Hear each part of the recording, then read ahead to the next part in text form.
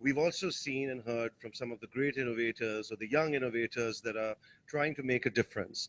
And the main purpose of this event here today was to bring these innovators in contact with the stakeholders in the public and the private sector who are able and willing to assist in giving wind to these ideas for innovation.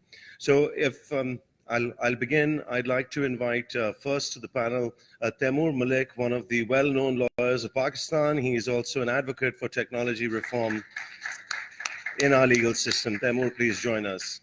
And then I would like to invite perhaps arguably the most famous science and technology minister Pakistan has ever had, Fawad Chaudhry, to join us.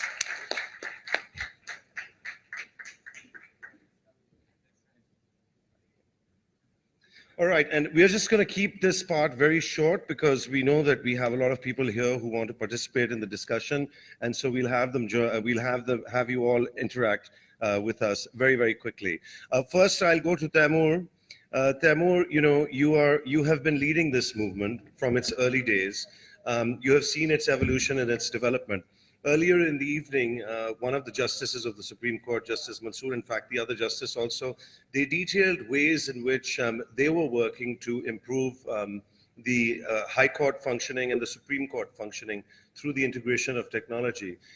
Tell us, realistically, considering the low-hanging fruits that might be in front of us, what legal reform would look like over the next 2, 3, 5 years if we incorporated innovation in it?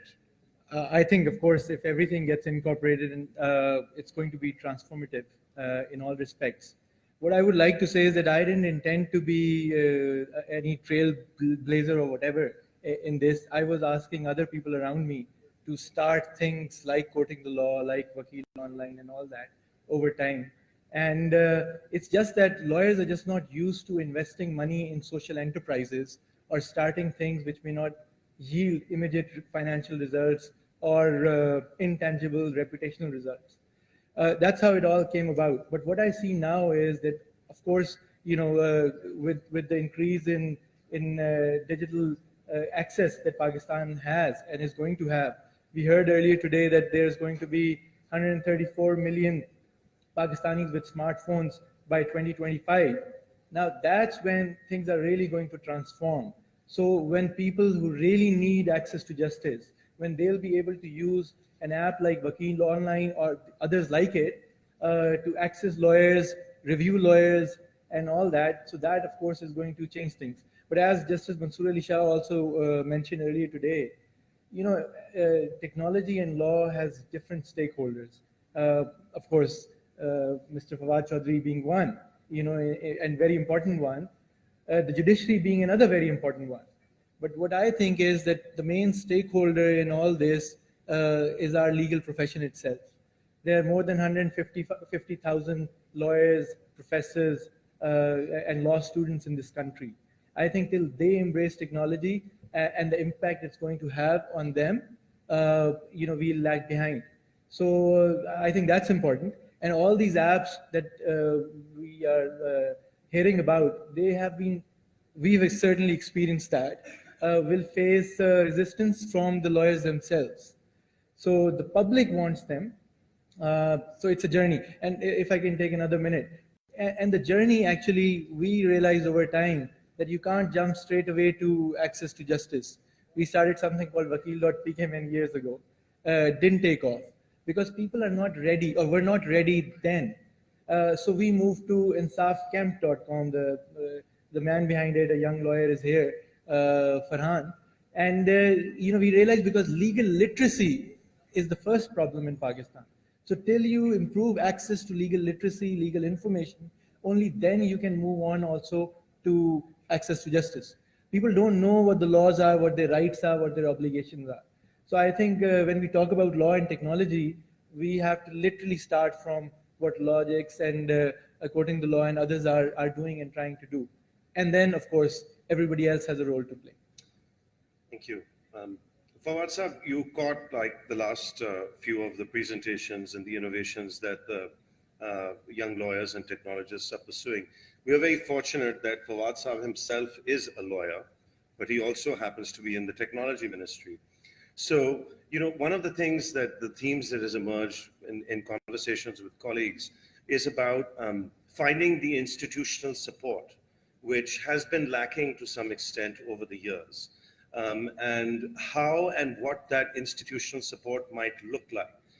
So I would ask you, if you had a moment to think about this, what ways are there in which you and your ministry might be able to give wind to these ideas? You see, in 1998, Amir and I started our law firm, first law company in Lahore, and in those times, I know that the bigger expense, bigger kharcha was not the office, but it was the books that we have to buy to fill our office. But now, as Sarah has just mentioned, that we have now millions and millions of mobile phones, that has actually effectively excluded that kharcha for a young lawyer. This itself is such a, I would say, huge step in technology, in law that we have witnessed ourselves. Now, I think in Pakistan, we did actually two wonders, but we failed to use those to our advantage. In 2004-5, Pakistan was probably the first country in the world that issued ID cards to its citizens, computerized ID cards. So now with 220 million ID cards, Pakistan is probably world's largest, as far as data is concerned, the population data is concerned. We have one of the biggest data of the world with us in shape of ID cards. Likewise, we actually did another wonder by registering fingerprints of 140 million mobile phones. So actually all our mobile phones are no less than our accounts. So how could we have used them? We could have used them in many ways. For example, even now we have to physically go to file petitions. When we can actually unlock or unblock our ATM cards on mobile phones, we have actually go physically to file petitions. This should not have been an issue when you have mobile phone registered in a way that your fingerprints are there. So likewise, you have to, for evidence, I'm very happy that Justice Khosa has recently passed a judgment where they have given us an option that evidence can be recorded on Skype now and other video means. This itself is a huge step forward as far as technology is concerned. So actually, in many cases, we don't have to go to court. So I hope the kind of work you guys are doing, we will be able to come up we will be able to come up with the solutions where the physical interaction, especially on the civil side, will be reduced considerably. Where the family cases, where other sensitive cases, the parties don't have to appear physically in the courts. That will be, I think, one of the biggest leap that we can have as far as technology is concerned in the law. So I think uh, we are ready with judges like Justice Asif Said Khosab, Justice Mansoor Ali Shah. Supreme Court can play a very, very effective role. We are more than willing to help T4JF in this endeavor. We are willing to bring judiciary and the government together. And if we can develop such apps through which we can, I think we should start from the filing and evidence. If filing and evidence can be on somewhat can be converted on apps, I think we will save a lot of time, we will save a lot of effort.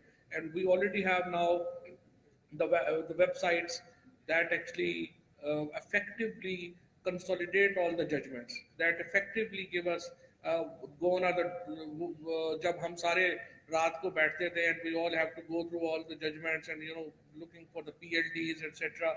Now you just type a word and all the related judgments come out.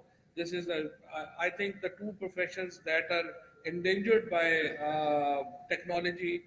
One is certainly the lawyers and other is doctors. The way artificial intelligence is growing, you will soon see these two professions will actually face a threat of extinction. but not in your generation, probably in the next generation, not more than that. So I think we are ready to help you. We need to form a task force. Likewise, I was in Dubai and they have formed this authority, Dubai Future Authority. The concept I really liked was they have established common offices. They have, since they are rich people, so they have converted a whole mall, business mall, into offices. You can book your office on the app. You don't need your own office.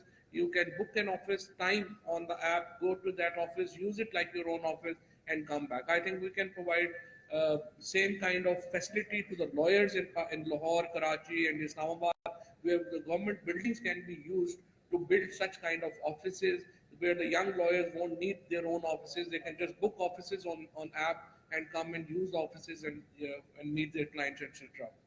So I think there's a lot that can be done. We are fully behind you, and actually, it's a private effort that will bring Pakistan to the brink of the new technology revolution. So we need to encourage the private people. We need to encourage the civil society. We are fully behind you, and whatever suggestions you have, I have my own ideas. So I would like you to come over to my office sometime. We can sit together. We can form a task force. We can form a group, and then we can bring the law ministry and judiciary and my own ministry together to, in fact, go ahead with that. That would be fantastic. I'll allow, Temur will ask the next question. He's the one who's kind of been working on this for much longer than any of us. We have this minister on stage with us and we are going to get something out of him before he leaves. So go at him. I have a comment and a request. So I think, and it's exactly to the point that he mentioned at the end, that the government, I think, can help best by not interfering. And I'll give you an example. The last government issued a law which said that, you know, if anybody wants to print or publish, whether online or offline, any legislation, they have to pay 1 rupee per word, right? And that's at a time when only one website in Pakistan had a subscription-based model where they had all the laws digitized. So there were a couple of people, including Abu Bakr, who presented earlier today, who started eastlaw.tk, and I've seen his hard journey in the last few years in relation to this startup. And we went to the law minister at that time. I said, has your team even realized that just the Civil Procedure Code or the Criminal Procedure Code has a few million words? How do you expect somebody to then therefore go on digitizing laws? Of course, quality check and all that is one thing. But you have to somehow make it accessible. We need to improve access to information. As I said, access to legal literacy comes before access to justice can be ensured. So I think my request would be help deregularize, to not in the business of being a technology startup. Another example is that, you know, we have the Pakistan Code online portal.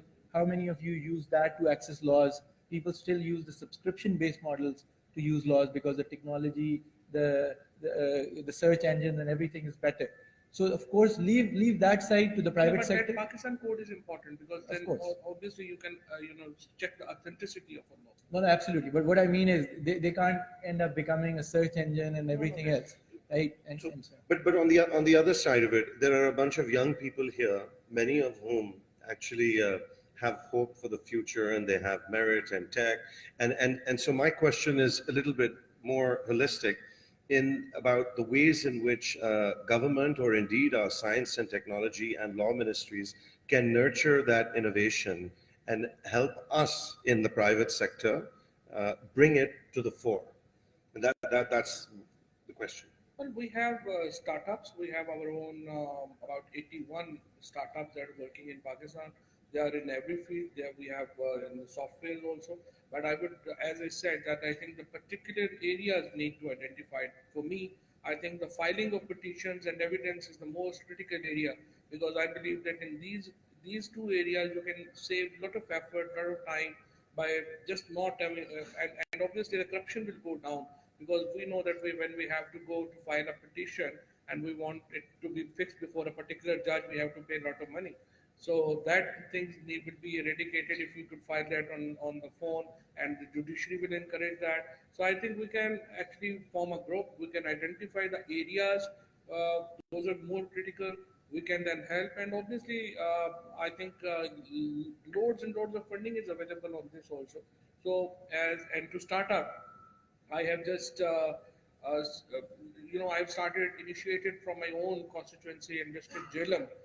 Inshallah, in 3 months, Jhelum will be the first district in Pakistan that will be a complete e-district, where the police, the courts, and deputy collector office all will be paperless and all will go on e.